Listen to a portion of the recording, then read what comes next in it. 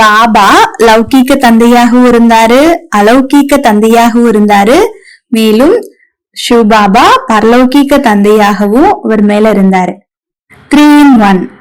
எப்பொழுது நாங்க பாபாவை சந்திச்சாலும் எங்களுக்கு பாபா திருஷ்டி கொடுப்பாரு. முரளியிலிருந்து 2 வார்த்தைகளாவது கேட்க செய்வாரு. கண்டிப்பாக ஞானத்தை எங்களுக்கு சொல்லுவாரு. பாபா லௌகீகத்துல இருந்த போது ஒரு சாதாரண லௌகீக வாழ்க்கையை வாழ்ந்துட்டு இருந்தாரு. பிறகு அந்த நிலை மாற்றம் அடைந்தது. பாபா அலௌகீகமாக ஆனாரு. நாங்களும் அலௌகீக பாபாவின் அலௌகீக குழந்தைகளாக ஆகிட்டோம். அப்போ நாங்க சிறியவர்களாக இருந்தோம். அந்த டைம்ல பாபா கிட்ட நான் சொன்னேன், நாங்க இன்னும் சின்னங்களா இருக்கிறோம், பெரியவர்கள் ஆனதுக்கு அப்புறமா ஞானம் கேக்குறோம்னு.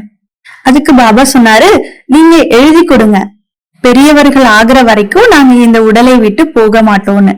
அப்போ எப்படி எழுதுவது? எழுத முடியவில்லை.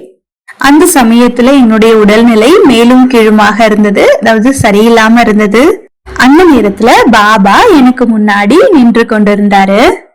பாபா எனக்கு ஒரு சாட்சாத்காரம் கொடுத்தாரு. பாபா சின்ன குழந்தையாக ஸ்ரீ கிருஷ்ணரை போல காட்சி கொடுத்தாரு.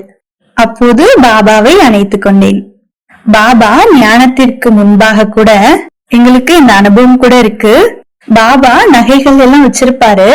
அதை நாங்க கலைத்தாலும் அதை வைத்து விளையாடினால் கூட, நாங்க மிகவும் கலைச்சிட்டு இருந்தாலும் அங்கும் இங்குமாக சத்தம் செய்து தொந்தரவு செய்தால் கூட அவர் அப்படியே அன்பாக சொல்லுவாரு, குழந்தைகளே போங்க போங்க, மேலே போங்க, ஸ்கூலுக்கு போங்க, ஸ்கூலுக்கு போகணும், பாபாவை வேலை செய்ய விடுங்கன்னு சொல்லுவாரு. பாபா ஒருபோதும் கோபப்பட்டு எங்களை திட்டினதும் கிடையாது, அடிச்சதும் கிடையாது.